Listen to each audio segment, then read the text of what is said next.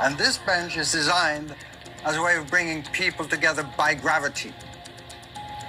If you sit up on either of these sides, you will slowly slide together towards the middle where I'm sitting right now. For me, this is a way of using design actively to generate certain situations where people meet, come together, and actually consciously talk amongst themselves about things that matter, about things that actually concerns them in their everyday lives. Dialogue is a core value of the Nobel Peace Prize, one may say. Many of the Peace Prize laureates have been using dialogue as a tool and method to achieve the incredible deeds that they have gotten the Peace Prize for. And we have been thinking at the Nobel Peace Center that in the world today, dialogue is more needed than ever. When we have so much polarization, hate speech, and people not being able to discuss and talk properly together, then we really need to lift the importance of dialogue.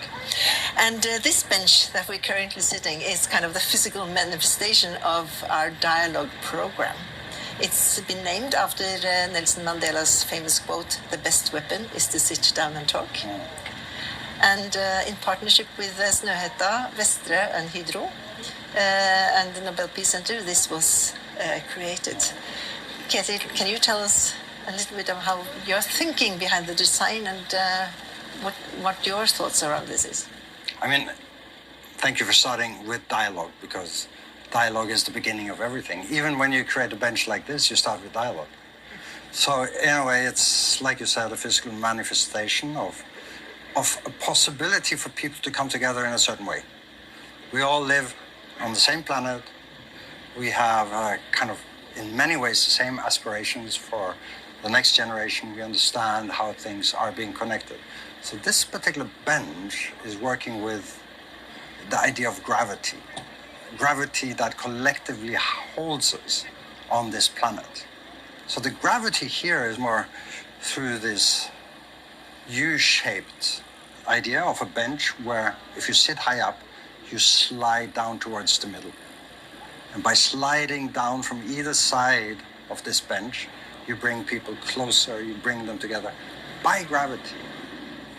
And this idea of the best weapon to sit down and talk is, of course, also a kind of forced collaboration between people sitting here and dialoguing. And I think, to me, most important is we rely on nature. We rely on people's attitudes. We rely on the languages that we're speaking. We rely on how they're being translated and how they're being put into real life. So for now, this bench represents all the best things we could hope for or imagine into the future as a very simple move. It is a very simple shape, but still it's very symbolic. We use it a lot. When we meet people and want to have dialogue, we use this bench as a representation for the dialogue. And in addition, this bench is also a part of everyday life in the city outside here. We see people using it a lot. It serves many purposes. Yeah, which is great, which is dealing with all the best things in life. They have many angles. But you know, sometimes it really helps to be a little bit explicit about the things you want to achieve. So by calling it a dialogue bench with reference to the quote of Mandela, it tells you something, you know? It already communicates, not only through shape, but through name and through being explicit on what you want to achieve.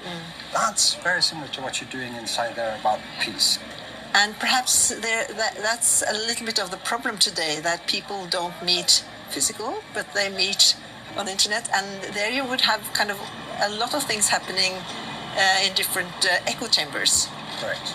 So what we try to say to people is that we need to meet one another face to face, to have a proper dialogue, to understand and be curious about what your thoughts are, and not only kind of listening to the ones within your own echo chamber, because we're all in echo chambers. Yes, for sure. I think that's very true. I mean, just us two sitting here now, it triggers our minds. It triggers our interest in the other, because it goes up on either side and brings us together here in the middle. So that triggers interest. That's why we also, very similar to you, say that physical meeting points are becoming more and more essential for this world, because it is the only way we can utilize all our senses, like touch or like being part of something bigger than yourself. On the screen, you're always limited to almost only the voice and the vision. And most of the time, even only the voice. So you don't read body language. You don't understand what the world around you looks like while you're talking. So to me, this physical element of shaping our surroundings today is maybe more important than ever on an ideal basis, not necessarily because architecture and parks and everything else is a commodity. No, because it actually matters. It matters. Because it is possible today to live your life totally isolated from everyone. You can do shopping from home, you can have entertainment from home, you can work from home. Yes. But as human beings, it may not be Yes. a very good way to live and to create a society. No, completely. I totally agree. So to create spaces where people want to come and meet is something that you really And have. that's where you sometimes have to be explicit. Yes. You have to tell them, this is a place to sit down and to talk. Okay, it has a name, it has a shape. You can try to sit up there, but you will easily soon find out that you're sliding towards the middle. You're simply being forced to be sitting together. And I think, for me, that's how design should work. Design should work on a very subtle manner to increase the sensitivity of the public. Beautiful. Sensitizing you and me while we're sitting here is part of the dialogue, but it's also part of our surrounding. The wind in your hair, you know, the smell of the food trucks, everything that surrounds us is part of this dialogue. Yeah. When we inaugurated this bench here outside the Nobel Peace Center in December 2021, we also launched our dialogue project. So these things are so interconnected for us.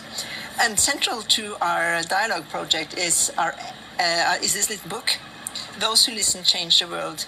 In this book, we present 8 principles, and the principles of what creates a good dialogue. We have said that the first principle is that dialogue should be a basic attitude. You need to be curious about others, respect others, and meet them as equals. And then the second principle is it creates safe spaces for people to go into dialogue. Absolutely. And what do you think about safe spaces? Now, safe spaces are, of course, not what you think necessarily provided with the kind of security issues, but it's a space that radiates safety, where you can be yourself and where you can think together with others and you can have a dialogue.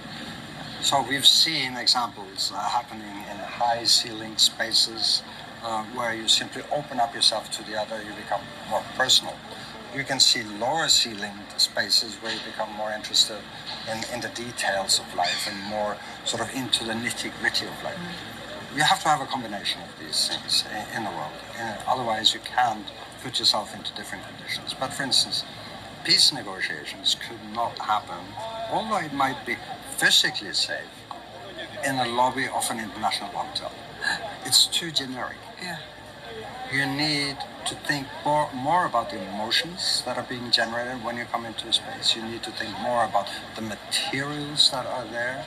You need to think more about the volume that it offers. You need to think about the colors that are there, the daylight, how it penetrates. It can be outdoors, it can be indoors, but you have to choose it carefully. Yeah.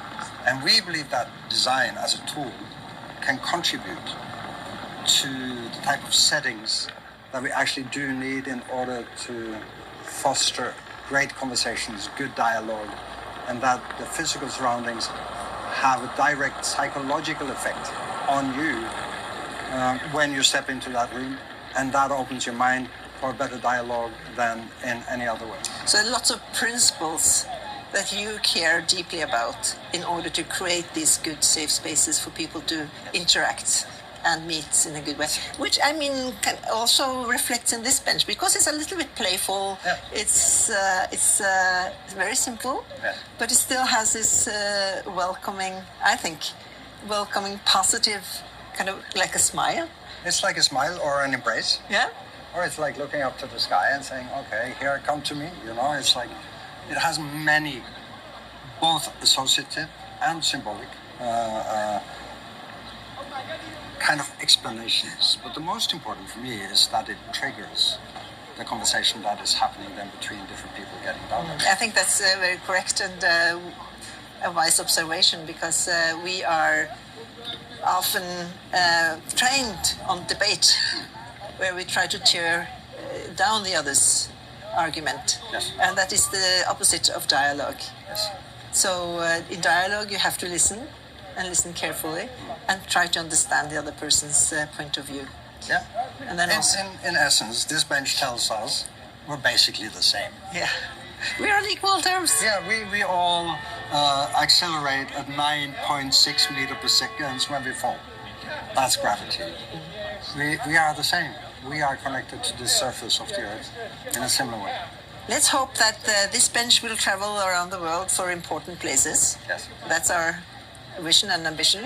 And that people also get curious about the dialogue principles and visit the Nobel Peace Center's website to learn more about it. Yes, And it's more needed than ever in our world today, I That's think. absolutely so. And that people meet physically. Yes. And that we, who believe in these principles, keep fighting for that. Yeah. We're using the best weapon. Yes. Thank you so much. Thank you. Thank you.